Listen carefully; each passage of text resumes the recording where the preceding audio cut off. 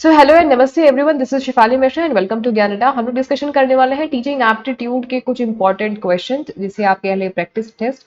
ये फिफ्थ हमारा सेशन है। इसके पहले ऑलरेडी 4 सेशन मैं ले चुकी हूँ जिनमें हमने कुछ प्रीवियस ईयर के क्वेश्चंस लगाए हैं, साथ ही कुछ एक्सपेक्टेड क्वेश्चंस भी किए हैं एंड मॉक टेस्ट भी कुछ लगाया है। अगर आपने वो वाले सेशंस मिस करे हैं तो प्लेलिस्ट वाले सेक्शन में जाना, वहाँ पे UGC net JRF practice set MCQs के नाम से आपको प्लेलिस्ट मिल जाएगी। वहां से आप सारे प्रैक्टिस टेस्ट एक्सेस कर पाओगे जो हमने प्रीवियस में डिस्कशन किए हैं। तो टीचिंग एप्टीट्यूड खत्म हो चुका है। इसमें हमने टोटल 18 सेशन लिए हैं और काफी डिटेल्ड में टॉपिक वाइज हमने एक एक चीज को कवर किया है। कुछ कुछ में तो मैंने आपको मॉक टेस्ट भी लगा दिए हुए हैं। स्टार्टिंग के 2-3 सेशन में आपको सेशन के दौरान ही हम लोगों ने 15-15, 20-20 क्वेश्चन, 10-10 क्वेश्चन, 5-5 क्वेश्चन किसी किसी में हमने डिस्कस करे। तो काफी इंपॉर्टेंट है टीचिंग एप्टीट्यूड, बिकॉज इस पर्टिकुलर यूनिट से टोटल 10 यूनिट्स हैं। इस पर्टिकुलर यूनिट से एग्जामिनेशन में लगभग 7 से 8 क्वेश्चन आते हैं। लास्ट ईयर भी 8 क्वेश्चन आए हुए थे सिर्फ टीचिंग एप्टीट्यूड से, आउट ऑफ 50 क्वेश्चंस पेपर 1 में से, जिसमें से 8 क्वेश्चंस में से जिसमें से 5 तो डायरेक्ट क्वेश्चन थे, मतलब स्टेटमेंट था, 4 ऑप्शन से डायरेक्ट क्वेश्चंस थे एंड 3 क्वेश्चंस ऐसे थे जो कि स्टेटमेंट बेस्ड या इनडायरेक्ट क्वेश्चंस थे, मतलब कि उसमें आपको थोड़ा सा एनालॉजिकल वे में उसको आइडेंटिफाई करना था। तो ये तो हो गया, हम लोगों ने डिस्कशन कर लिया कि किस तरीके से एग्जामिनेशन पैटर्न है यूजीसी नेट का। हम लोग आज का डिस्कशन सेशन स्टार्ट करते हैं।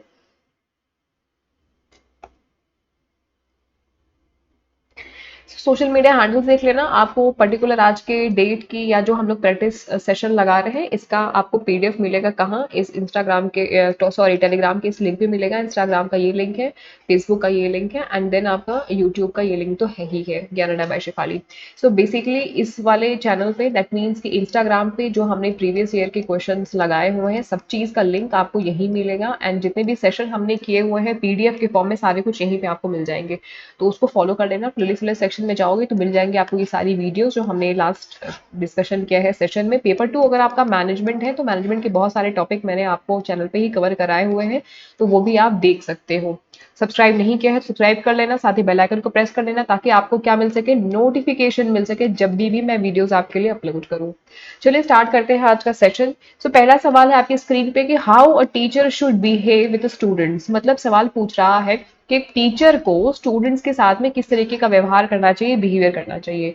सामान्य व्यवहार करना चाहिए, या एक पिता की तरह व्यवहार करना चाहिए, एक दोस्त की तरह व्यवहार करना चाहिए, या एक लीडर की तरह व्यवहार करना चाहिए जो आपको गाइड कर सकता है। तो राइट आंसर क्या होगा, डी, लीडर की तरह आपको व्यवहार करना होगा। दोस्त की तरह व्यवहार करोगे तो बहुत ज्यादा स्टूडेंट्स फ्रेंडली हो सकते हैं। फादर की तरह भी व्यवहार नहीं कर सकते हो, सामान्य व्यवहार भी नहीं कर सकते हो। तो एक आप शिक्षक हो, इंस्ट्रक्टर हो, आपको कई सारे बच्चों को साथ में लेके चलना है, इसलिए लीडर वाला ही व्यवहार आपको करना है। ये एग्जामिनेशन में पूछा गया सवाल है। नेक्स्ट क्वेश्चन है कि if a girl student request you to collect her post at your address, what would you like to do in this case. अगर आपसे कोई एक लड़की रिक्वेस्ट करती है कि वो कुछ पोस्ट को कलेक्ट करना चाहती है, आपके एड्रेस पे मंगाना चाहती है, तो आपसे वो परमिशन मांग रही है, रिक्वेस्ट कर रही है कि भाई मेरा कुछ पोस्ट है, मैं आपका एड्रेस डाल दे रही हूँ, मैं आपके एड्रेस से इसको कलेक्ट कर लूंगी। तो ऐसी सिचुएशन में आप क्या करोगी? क्या आप उसको परमिशन नहीं दोगे क्योंकि ये आपकी प्रिंसिपल, आपके सिद्धांतों के खिलाफ है, या आप you will never allow her suspecting a fool game foul game, sorry, तो आप सस्पेक्ट करोगे कि वो लड़की आपके साथ में कुछ गेम खेलना चाह रही है या कुछ कुछ तो लोचा है, कुछ लफड़ा है, इस वजह से आप उसको कभी भी अलाउ ही नहीं करोगे, है ना। तीसरा है कि as a teacher you will allow her, कि एक शिक्षक होने के नाते आप उसको बोलोगे कि ठीक है आप ये पोस्ट को कलेक्ट कर लो। चौथा है कि you will permit her because, देखो बिकॉज लग गया, you may get in touch with her, आप इस उद्देश्य से उसको परमिट कर रहे हो कि आपको उसके टच में आने का एक मौका मिलेगा। देखिए आप कभी भी कोई भी क्वेश्चंस, जो इस तरीके के क्वेश्चंस आए जिसमें कि आपको आपका आईक्यू या लॉजिक यूज करना है, आप हमेशा पॉजिटिव सोचोगे, भले ही वैसा ना हो। अगर कोई गवर्नमेंट पॉलिसी के बारे में आपसे कोई स्टेटमेंट पूछ लिया, 4 स्टेटमेंट दे दिया जो कि गवर्नमेंट की पॉलिसी के बारे में है, तो भले ही सरकार वो ना कर रही हो, लेकिन आपको ये सोच के चलना है कि भाई ऑब्वियसली अगर कोई गवर्नमेंट पॉलिसी लाएगी तो वो सबके वेलफेयर के लिए लाएगी, सबके हित में सोच के लाएगी। तो आपको वही ऑप्शन चूज करना है जो सबसे ज्यादा उसमें से पॉजिटिव हो, और पॉजिटिव वाला ही हमेशा सही होगा। तो इन चारों को अगर आप देखोगे तो उसमें से ये दो ऑप्शन तो बिल्कुल ही एलिमिनेट हो जाते हैं।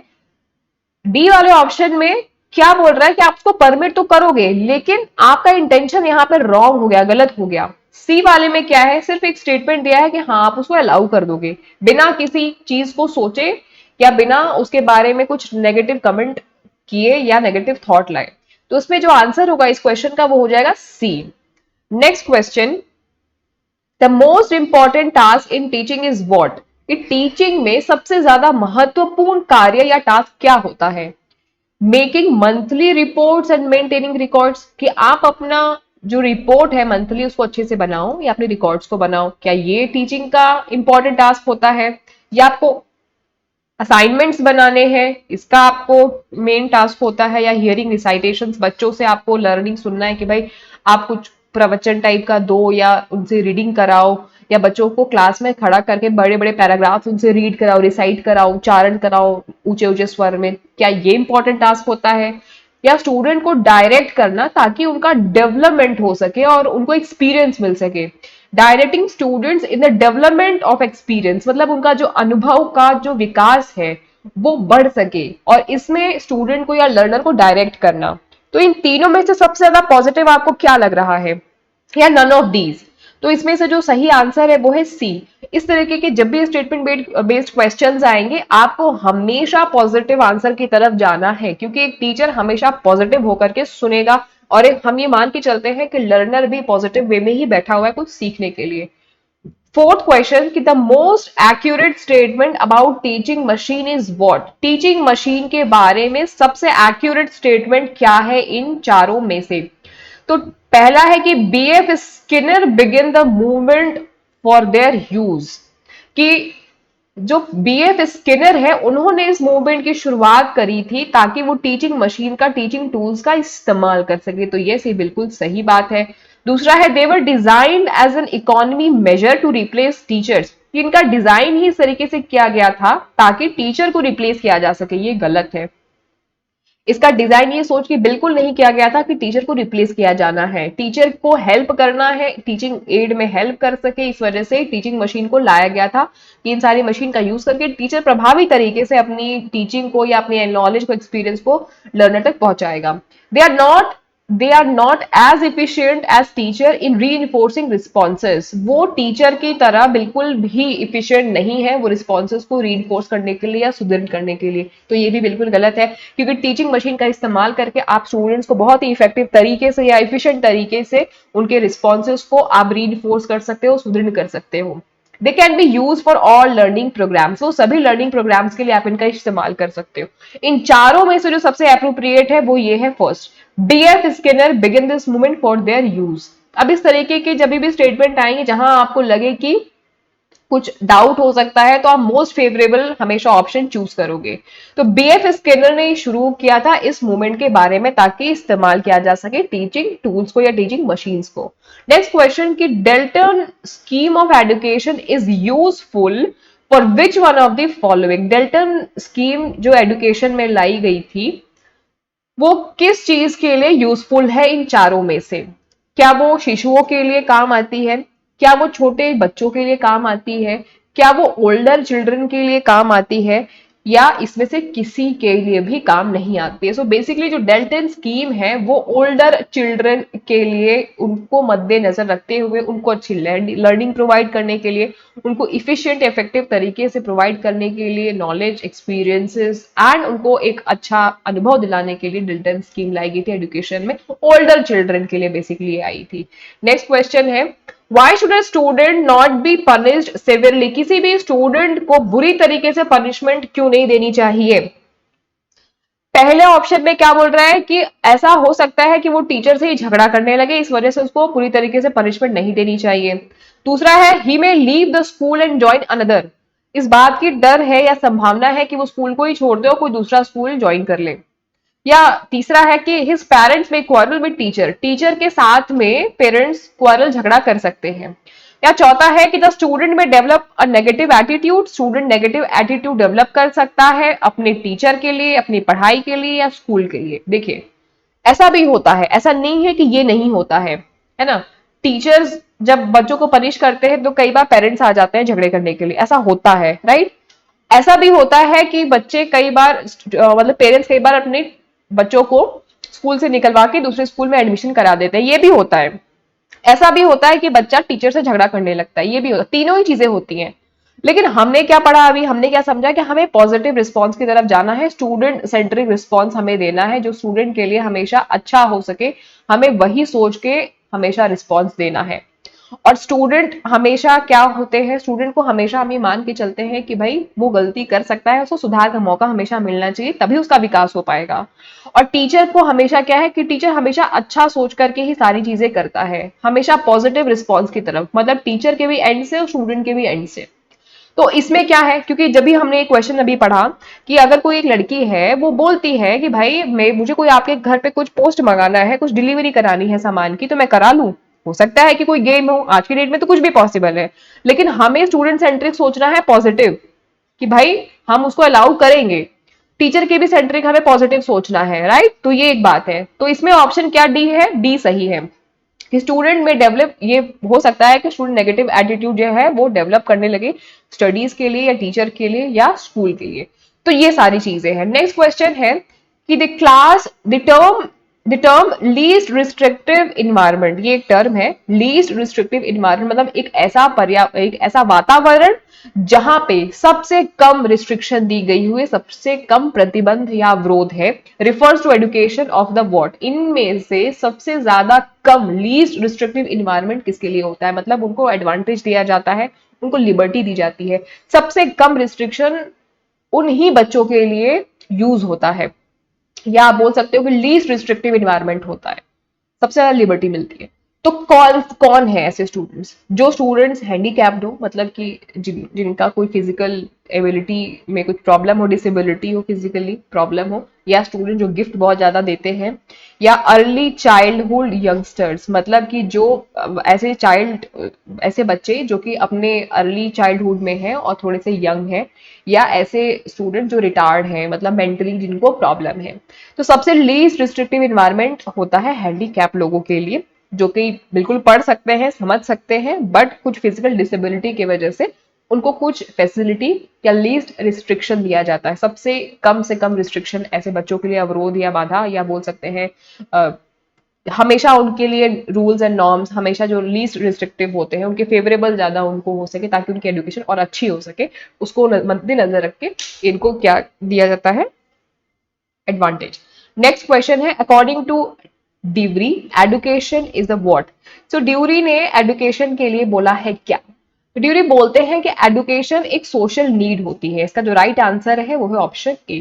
पर्सनल नीड नहीं है एडुकेशन, एक साइकोलॉजिकल नीड नहीं है, मनोवैज्ञानिक नीड भी नहीं है, थ्योरेटिकल नीड भी नहीं है। एडुकेशन से बच्चे को सही और गलत के बारे में पता चलता है, तो एक सामाजिक जरूरत है। एजुकेशन सभी को मिलना चाहिए, शिक्षा पे सभी का अधिकार है, इस वजह से एक सामाजिक जरूरत है, सामाजिक नीड है। ठीक, तो ये डिवरी का स्टेटमेंट था एजुकेशन के लिए। सिर्फ कुछ क्वेश्चंस ऐसे हैं जो आपको बस फैक्ट बेस्ड है, तो आपको याद करना है उसको, मतलब उसमें आप कोई बहुत ज्यादा दिमाग नहीं लगा सकते, उसमें कोई बहुत ज्यादा दिमाग लगाने की जरूरत है भी नहीं। नेक्स्ट है, आज हम 10 क्वेश्चन करेंगे, 10 से ज्यादा क्वेश्चन नहीं करेंगे, इसके लास्ट वाले सेशन में भी हम 10 क्वेश्चन करेंगे। बेसिकली मैं कोशिश यही करूंगी कि हर दिन आपको एक एक मॉक टेस्ट में लगवा दूं रोज, ताकि आपकी तैयारी भी होती रहे, कंसेप्ट के साथ में। टाइम बहुत कम बचा हुआ है, ठीक है, तो जितना हो सकेगा मेरे से सेशन मैं ले सकूंगी उतना मैं कोशिश करूंगी कंप्लीट कराने का। नाइन्थ है कि the teaching is not the process of what. So basically यहाँ पे ये पूछा जा रहा है कि जो शिक्षक का प्रोसेस है, इनमें से क्या नहीं है, इन चारों ऑप्शन में से क्या नहीं है। तो टीचिंग एक प्रोसेस तो है, इसमें कोई दो राय नहीं है, लेकिन इन चारों में से कौन सा ऐसा ऑप्शन है जो कि टीचिंग के प्रोसेस के अंदर में नहीं आता है। पहला, directing the activities of people, मतलब लोगों की एक्टिविटीज को डायरेक्ट करना, उनको निर्देश देना। तो ये ऑप्शन ये बिल्कुल सही है कि मतलब टीचिंग में लोगों को डायरेक्शन दिया जाता है, सही गलत बताया जाता है। Listening the recitation of peoples, learners की जो रिसाइटेशन है, या जो भी वो पढ़ रहे हैं, जो लिख रहे हैं, या जो भी उच्चारण कर रहे हैं, उसको सुनना, वो किस प्रकार से पैराग्राफ को रीड करते हैं, कैसे वो आंसर कर रहे हैं, कैसे वो क्वेश्चन कर रहे हैं, उनकी प्रॉब्लम्स को, उनकी बात को सुनना, रिसाइटेशन को सुनना। तो ये भी है बिल्कुल, टीचिंग प्रोसेस में ये चीजें आती है। Indoctrination indoctrinating adult ideas to young people. अब एडल्ट के आइडियाज को यंग पीपल में ट्रांसफर करना, इंडोक्ट्रिनेटिंग करना, क्या ऐसा टीचिंग प्रोसेस के अंदर में आता है? हमने अभी तो ऐसा कुछ भी नहीं पढ़ा है, या नन ऑफ दीज, इनमें से कोई नहीं। तो ये दो तो पॉजिटिव है।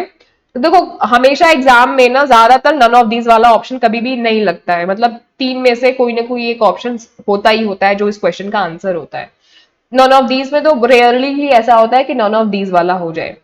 तो ये तो option by default he eliminate हो गया।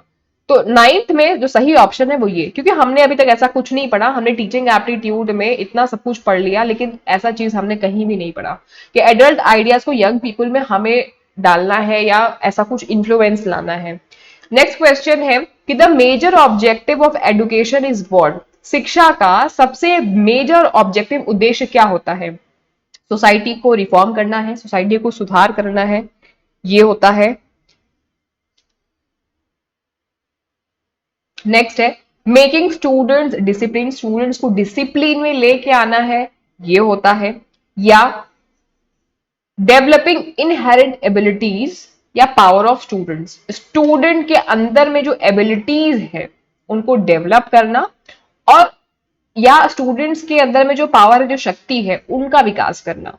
या चौथा है making students followers of teacher, students को टीचर का फॉलोअर बना देना। देखो पॉजिटिव हमेशा सोचना है। तो हमारा, हम तो ये नहीं चाहते कि आप हमारे फॉलोअर बनो, आप हमसे गाइड लो, हमसे सीखो, और सीखने के बाद में आप उसको अप्लाई करो। हम ये नहीं चाहते कि आप हमें फॉलो ही करो, हमसे कुछ सीखो, आपके अंदर की क्वालिटीज को हम डेवलप कर सके, हमारा ये उद्देश्य होता है। तो डी ऑप्शन तो ये एलिमिनेट हो गया। रिफॉर्मिंग सोसाइटी, देखो हम कोई समाज सुधारक नहीं है, हम नॉलेज शेयर कर सकते हैं, एक्सपीरियंस शेयर कर सकते हैं, फैक्ट्स को शेयर कर सकते हैं। हमारा ये उद्देश्य रहता जरूर है कि हम कुछ अच्छा कर सके, सोसाइटी में रिफॉर्म ला सके, लेकिन यही हमारा मेजर ऑब्जेक्टिव नहीं होता है। शिक्षा की बात बोली जा रही है यहाँ पे, टीचर का नहीं बोला जा रहा है, ठीक है? टीचर की बात नहीं हो रही है यहाँ पे, हो रही है एजुकेशन का। शिक्षा का मेजर ऑब्जेक्टिव क्या होता है? तो शिक्षा का मेजर ऑब्जेक्टिव हमने पहले सेशन में पढ़ा था, जो फर्स्ट सेशन मैंने लिया था। फर्स्ट सेशन में फर्स्ट डे जब हम लोग टीचिंग एप्टीट्यूड पढ़ रहे थे, तो उसी दिन ही मैंने आपको पहला एक्सप्लेनेशन यही दिया था कि आप सभी के अंदर कुछ ना कुछ इनहेरेंट एबिलिटीज है, क्वालिटीज है, आपकी खुद की क्वालिटीज को उजागर करना, लेके आना एक टीचर का काम होता है। और टीचिंग जो प्रोसेस होती है कहीं ना कहीं एजुकेशन का बहुत बड़ा हिस्सा है। तो ये तो बात सही है, ये भी बात सही है कि स्टूडेंट को थोड़ा बहुत डिसिप्लिन जो है वो बनाना, लेकिन ये टीचर का काम होता है, एजुकेशन का ये कभी भी ऑब्जेक्टिव नहीं होता है। हमेशा क्वेश्चन को ना ध्यान से समझना। तो डेवलपिंग इनहेरेंट एबिलिटी, आपकी जो इनहेरेंट एबिलिटी है, पहले से ही जो एबिलिटीज है उनको डेवलप करना, आपकी पावर को डेवलप करना ही टीचर एजुकेशन का, शिक्षा का मुख्य उद्देश्य होता है। तो राइट आंसर क्या हो गया? Option C. टीचिंग का जो मुख्य उद्देश्य होता है वो यही होता है। तो आज हमने 10 क्वेश्चंस किया। ये 10 क्वेश्चंस अगर आप प्लेलिस्ट वाले सेक्शन में जाओगे तो आपको प्रीवियस वाले भी मिल जाएंगे जो हमने इसके पहले डिस्कस करे हैं। लगभग 4 हमने सेट्स लगाए हुए हैं, कुछ कुछ 10 क्वेश्चन के हैं, कुछ कुछ 20 क्वेश्चन के हैं, तो आप देख लेना। एंड देन अगेन आप टीचिंग एप्टीट्यूड का पूरा सेशन देखना चाहो टॉपिक वाइज, वो अपलोड किया है, वो देख सकते हो। पेपर 2 आपका मैनेजमेंट है, तो आपको उसके लिए भी वीडियोस मिल जाएंगे, आप उनको भी देख सकते हो। चैनल पे नए हो, सब्सक्राइब नहीं किया है तो सब्सक्राइब कर लेना, साथ ही बेल आइकन को भी प्रेस कर लेना। आज सेशन में हमने ये सारी चीजें सीखी, मतलब प्रैक्टिस टेस्ट लगाया। अभी हम लोग स्टार्ट करने वाले हैं पीपल एंड इन्वायरमेंट, तो जल्दी इसको शुरू करने वाली हूँ मैं, इस पे काम चल रहा है। एंड देन पैशनेट बनो, अपना मोटिवेशन खुद बनो, don't seek for a motivation any external sources. आपके अंदर में खुद इतना मोटिवेशन है, इनहेरेंट एबिलिटी है, क्वालिटी है कि आपको बाहर किसी एक्सटर्नल सोर्सेज या फोर्सेज की जरूरत बिल्कुल भी नहीं है। अपनी शक्तियों को पहचानो, हनुमान जी की जैसे बन जाओ बिल्कुल एकदम, है ना। जब उनको पार करनी थी ना वो सेतु, नदी सेतु, जो पूरा लोग पत्थर रख करके सारे बंदर जितने भी थे वो कर रहे थे, तो उनको पता ही नहीं था कि उनके पास में इतनी शक्ति है कि वो उड़ के भी जा सकते हैं। तो उनकी शक्ति को याद दिलाया गया, सुग्रीव बाली ने और बाकी और लोगों ने उनकी शक्तियों के बारे में से उनको परिचित कराया। तो बिल्कुल वही चीज है, अपनी शक्ति को पहचानो। समय बहुत कम बचा हुआ है, आज 22 सितंबर है लगभग, आपका एग्जामिनेशन 7 तारीख से 7 अक्टूबर से शुरू हो जाएगा। वक्त बहुत कम बचा है, जितना प्रीवियस ईयर के क्वेश्चन सॉल्व कर सकते हो, जितने एमसीक्यूज लगा सकते हो लगाओ, और जम के मेहनत करो और जेआरएफ निकालो। Get success and be your motivation. Thank you, मिलते हैं अगले सेशन में, तब तक के लिए टाटा।